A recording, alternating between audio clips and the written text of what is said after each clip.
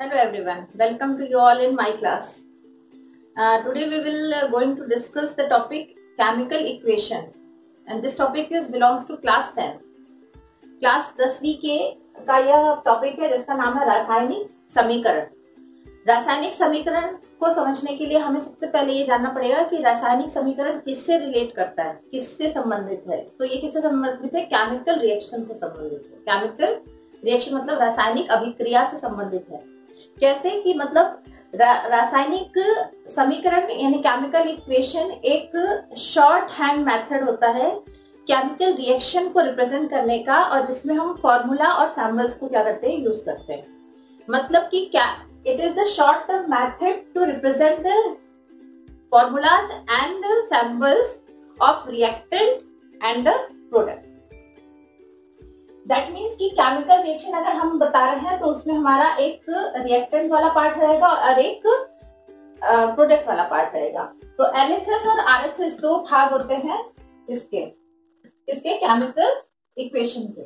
तो chemical equation अगर हम लिख रहे हैं तो एक लेफ्ट हैंड साइड वाला पार्ट होगा और एक राइट हैंड साइड। और जो हमें पता है कि लेफ्ट हैंड साइड में हम रिएक्टेंट को लेते हैं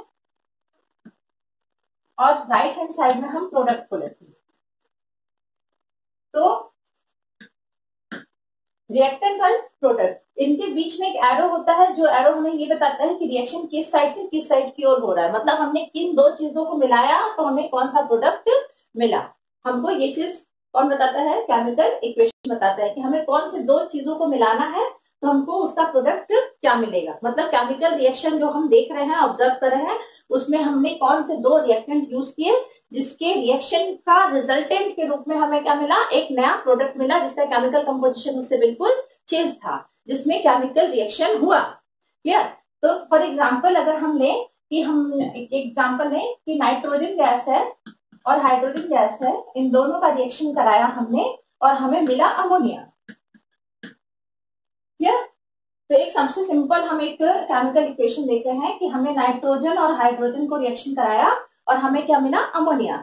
अब हम ये सबको पता है कि नाइट्रोजन की का फॉर्मूला ये होता है हाइड्रोजन का। अब हमको ये पता करना है कि अमोनिया मैंने कैसे लिख दिया कि NH3 होता है। तो आपने 9th क्लास में पढ़ा होगा कि जब हम फॉर्मूला लिखते हैं दो सैम्पल्स, दो एलिमेंट्स के बीच में, तो कैसे हम लिखते हैं कि नाइट्रोजन है और हाइड्रोजन है। तो नाइट्रोजन की वैलेंसी कितनी होती है? 3 होती है और हाइड्रोजन की वैलेंसी 1 होती है। तो हाइड्रोजन की वैलेंसी नाइट्रोजन के साथ दिखाएगी और इसकी इसके साथ दिखाएगी। इस तरह से हमारा अमोनिया का फॉर्मूला बनता है NH3। क्लियर? इसी तरह से हमारे सैम्पल्स हम और फॉर्मूलाज हम लिखते हैं। नेक्स्ट आते हैं कि अब हमको ये देखना है कि केमिकल इक्वेशन लिखते समय हमें कौन कौन सी चीजें चाहिए कि एक रिएक्टेंट होना चाहिए और एक प्रोडक्ट वाला पार्ट हमारा क्लियर होना चाहिए। इसके अलावा अगर कोई कैटलिस्ट यूज हो रहा है तो वो हमेशा इस एरो के ऊपर लिखाता है। क्लियर? और कैटलिस्ट के अलावा अगर हम टेम्परेचर अगर कोई चीज इंडिकेट कर रहे हैं तो वो भी हम इस एरो के ऊपर इंडिकेट करते हैं। क्लियर? इसके अलावा अगर हम यहाँ पे रिएक्टेंट का स्टेट लिखना चाहें कि वो सॉलिड है, लिक्विड है, गैस है, तो हम उसको भी यहाँ पे सिंबलाइज कर सकते हैं S, L और G के थ्रू। क्लियर? नेक्स्ट आते हैं कि केमिकल इक्वेशन, ये तो एक बहुत सिंपल सा एग्जांपल था और जिसको हमने देख लिया कि इस तरह से हमने नाइट्रोजन हाइड्रोजन को मिलाया और अमोनिया बना। बट अगर हम इसी रिएक्शन को और सिंप्लीफाई करना चाहें और क्लियर करना चाहें तो हमको एक चीज और देखनी पड़ती है कि LHS और RHS में number of atoms her element के बराबर है कि नहीं। और ऐसे रिएक्शन को, ऐसा रिएक्शन जिसमें हमको ये पता रहता है कि नंबर ऑफ एटम्स या इधर LHS और RHS का बराबर है, और ऐसे इक्वेशन को, केमिकल इक्वेशन को हम क्या बोलते हैं? Balanced chemical equation. That means एक ऐसा केमिकल इक्वेशन जिसमें number of atoms of each and every element will be equal in the left hand side and the right hand side, and that is called the balanced chemical equation. Clear? अगर हमने यहाँ पे दो element लिए हैं nitrogen और hydrogen, तो इसके जितने भी एटम LHS में है उतने ही एटम अगर RHS में है तो ये एक बैलेंस केमिकल इक्वेशन कहलाएगा, अदरवाइज ये बैलेंस केमिकल इक्वेशन नहीं कहलाएगा। क्लियर? तो हम अगर इसी इक्वेशन को हम बात करें तो यहाँ पे नाइट्रोजन में कितना लिखा है? 2। अगर हम नाइट्रोजन की काउंटिंग करें तो इधर कितनी है? 2।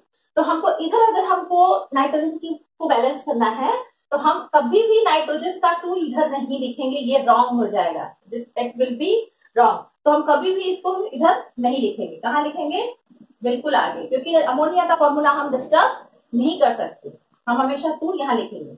और अगर हम 2 यहाँ लिखते हैं तो इसका मतलब ये है कि 2 का मल्टीप्लीकेशन अमोनिया के साथ तो हो रहा है, वो हाइड्रोजन के साथ भी मल्टीप्लाई हो रहा है। दैट मीन्स कि अगर हम हाइड्रोजन एटम को राइट हैंड साइड में काउंटिंग करेंगे तो वो 2 into 3 मतलब वो 6 एटम्स होंगे। हाइड्रोजन एलिमेंट्स के कितने एटम होंगे, 6 एलिमेंट होंगे। अब हम अगर यहाँ देखें तो हाइड्रोजन हमारा LHS में कितना है, 2 है। अगर हमको इसको 6 करना है तो हम इसमें 3 किधर करेंगे, आगे मल्टीप्लाई करेंगे। क्लियर। अब ये एक बैलेंस केमिकल इक्वेशन हो गया कि नाइट्रोजन +3 N2 + 3H2 एंड हमको क्या मिलेगा, 2NH3। क्लियर। अब ये क्या हो गया, बैलेंस केमिकल इक्वेशन हो गया। ये तो हो गए कि अगर बहुत ही छोटे 2 एलिमेंट हैं और 2 एलिमेंट से रिएक्शन हो रहा है और हम केमिकल इक्वेशन बना रहे हैं। बट अब आता है हमारी प्रॉब्लम, जब मल्टीपल और बहुत सारे एटम्स एक साथ एक ही रिएक्शन में काम करते हैं और उनको अगर हमको बैलेंस करना रहता है तो कैसे करते हैं।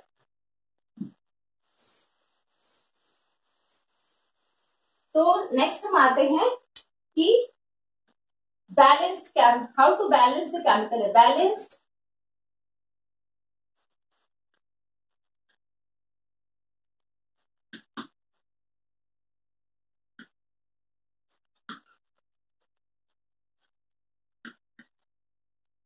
Balance chemical equation. Balance chemical equation जिसमें LHS एंड RHS में हर एलिमेंट का नंबर ऑफ एटम क्या हो, इक्वल हो, उसको हम क्या कहेंगे, बैलेंस केमिकल इक्वेशन कहेंगे। अब हम इसके लिए अगर एक एग्जांपल है तो बेरियम फ्लोराइड को हमें रिएक्ट कराया एल्युमिनियम सल्फेट से, तो हमको क्या बना, बेरियम सल्फेट और एल्युमिनियम फ्लोराइड बना। अब ऐसे ये एक एग्जांपल है जिसको अब हम बैलेंस करना शुरू करेंगे। सबसे पहला स्टेप होता है कि हम जिसको भी रिएक्टेंट में लिए हैं या प्रोडक्ट में लिए हैं उनको हम वर्ड फॉर्म में लिखें, बिल्कुल उसी तरह से जैसे हमने उसको केमिकली यूज किया है। तो सबसे पहले हमारा क्या हमने बोला कि barium fluoride react with aluminium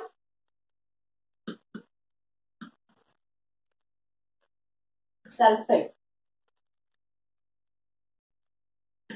और हमें मिल क्या रहा है, बेरियम सल्फेट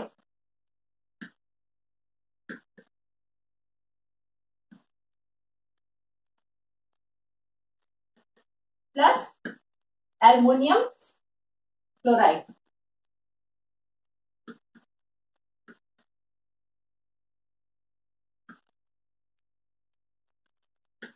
क्लियर। तो सबसे पहला स्टेप हमारा क्या रहता है, राइट द वर्ड इक्वेशन।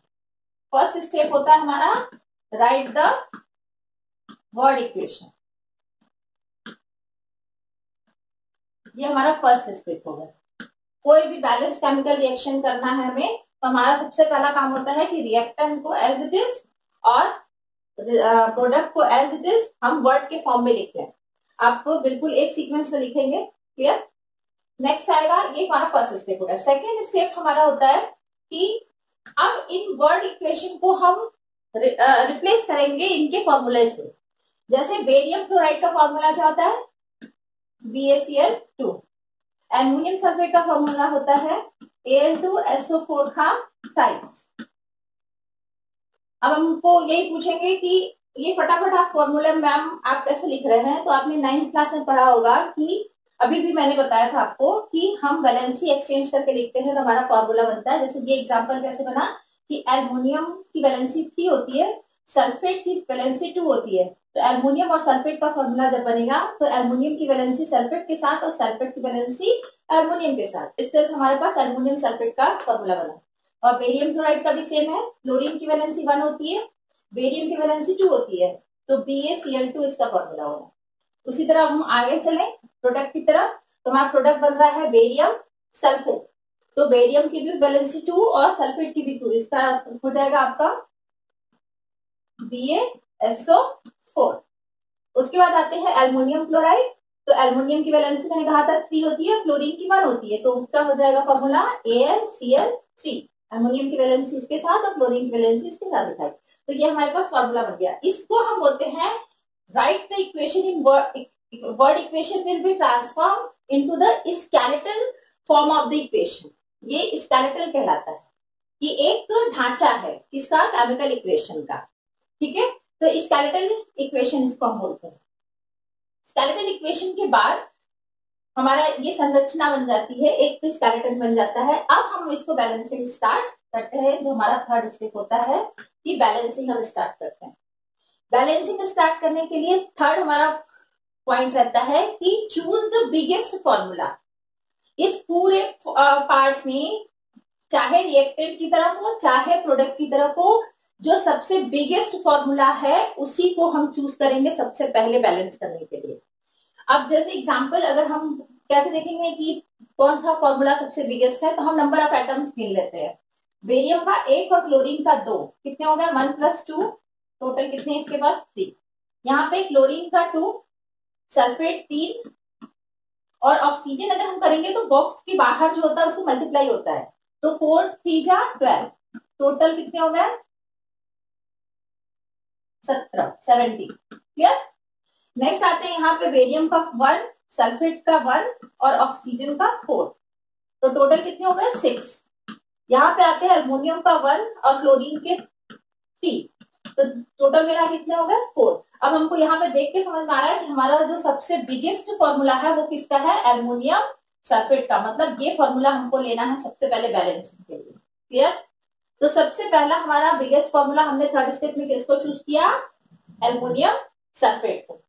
तो हम कैसे बैलेंसिंग स्टार्ट करेंगे, ये समझ में आ गया होगा कि कैसे हम बिगेस्ट फॉर्मूला देखते हैं, नंबर ऑफ एटम को काउंट कर सकता है करके। अब हम बैलेंसिंग स्टार्ट करते हैं बिगेस्ट फॉर्मूला को चूज करने के बाद। तो हमारा बिगेस्ट फॉर्मूला क्या हो गया, हमने थर्ड स्टेप में क्या चूज किया, एल्युमिनियम सल्फेट। क्लियर।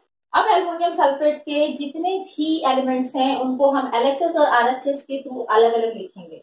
कैसे लिखेंगे, हमारे पास एलिमेंट कौन कौन से हैं, एलिमेंट में है एल्युमिनियम, सल्फर और ऑक्सीजन। LHS और RHS में इनकी काउंटिंग कितनी है, LHS में अगर हम देखें तो एल्युमिनियम कितना है 2 है, और RHS में अगर हम देखें तो एल्युमिनियम कितना है 1 है। अगर इसको हमको बैलेंस करना है तो हमको RHS पे क्या करना पड़ेगा, एल्युमिनियम में 2 से मल्टीप्लाई करना पड़ेगा। मैंने पहले ही बताया था कि हम फॉर्मूले को डिस्टर्ब नहीं करेंगे, 2 कहाँ लगाएंगे, सबसे आगे। क्लियर। तो हमारा LHS और RHS दोनों में एल्युमिनियम क्या हो गया है, बैलेंस हो गया। दूसरा आते हैं सल्फर पे। सल्फर इधर कितना है 3 है, ठीक, सल्फर इधर 3 है। यहाँ पे हम देख रहे हैं कि RHS में हमारा सल्फर क्या है 1 है, तो हम यहाँ पे क्या करेंगे 3 से मल्टीप्लाई करेंगे, तो 3 हम कहाँ मल्टीप्लाई करके लिखेंगे, सबसे आगे 3। क्लियर। तो इस तरह से सल्फर भी क्या हो गया, बैलेंस हो गया। तीसरे नंबर पे हमारा ऑक्सीजन आता है। ऑक्सीजन को अगर हम देखें तो ऑक्सीजन जो है इधर कितना है SO4, ठीक है। और यहाँ पे अगर हम काउंटिंग करें तो SO4 और ब्रैकेट की बाहर 3 लिखा है, तो अगर हम काउंटिंग करेंगे तो 4 3 जा 12 है, ठीक है। अगर ये 4 3 जा 12 है और तो इधर कितना है 4 3 जा 12 है, क्योंकि हमने जब यहाँ आगे 3 लगाया तो इसकी मल्टीप्लीकेशन ऑक्सीजन के साथ यहाँ पे भी होगी। क्लियर। तो ये भी क्या हो गया 12, बैलेंस हो गया ऑक्सीजन ऑटोमेटिकली। क्लियर। अब आते हैं, ये हमारा सबसे बिगेस्ट फॉर्मूला था जिसको हमने बैलेंस कर दिया। अब रिमेनिंग जो एलिमेंट्स होते हैं उन एलिमेंट्स को हम देखेंगे। रिमेनिंग हमारे कौन कौन से एलिमेंट बचे, बेरियम और क्लोरीन। क्लियर। बेरियम हमारा LHS में 1 है लेफ्ट हैंड साइड में, और RHS में हमारा बेरियम कितना है 3 है, तो हमको LHS में मल्टीप्लाई करना पड़ेगा 3 से। दैट मीन्स कि हम इस साइड में बेरियम क्लोराइड के आगे कितना मल्टीप्लाई करेंगे 3, मतलब हम 3 लिखेंगे। अब हमारा यहाँ पे बैलेंस हो गया, ये भी 3। क्लियर। नेक्स्ट आते हैं क्लोरीन पे। 3 2 जा 12, LHS में हमारे पास क्लोरीन कितना है 12, 3 2 जा 6, सॉरी हमारे पास इधर कितना है 3 2 जा 6 है, और यहाँ पे भी हमारा 2 3 जा 6 है। दैट मीन्स कि क्लोरीन भी हमारा बैलेंस हो चुका है। इस तरह से हम देखेंगे तो हमारा लेफ्ट हैंड साइड और राइट हैंड साइड के दोनों ही साइड में जितने भी एलिमेंट्स हैं उनके नंबर ऑफ एटम्स क्या हो गए, इक्वल हो गए हैं, और अब ये एक बैलेंस केमिकल इक्वेशन कहलाएगा। That means 3BaCl2 plus Al2SO4 का प्राइस 3BaSO4 प्लस Al2AlCl3, और ये हो गया एक बैलेंस इक्वेशन। दैट मीन्स कि फर्स्ट स्टेप में हमने क्या किया, वर्ड इक्वेशन लिखा, सेकेंड स्टेप में हमने उसका स्केलेटल बनाया, स्केलेटल बनाने के बाद हमने सबसे बिगेस्ट फॉर्मूला चूज किया, और उसके बाद हमने बैलेंसिंग स्टार्ट की, और उसमें सबसे पहले हमने जो बिगेस्ट फॉर्मूला चूज किया था उसके एलिमेंट को हम बैलेंस करना शुरू किए, और रेस्ट एलिमेंट्स को हमने लास्ट में बैलेंस किया। इस तरह से हमको जो फॉर्मूला मिला वो क्या मिला, एक बैलेंस केमिकल इक्वेशन हमको मिला। क्लियर? इसके अलावा अगर आपको इस टॉपिक से रिलेटेड कोई भी डाउट्स हो तो आप कमेंट बॉक्स में अपने डाउट्स लिख सकते हैं, मैं उसको आंसर करूंगी।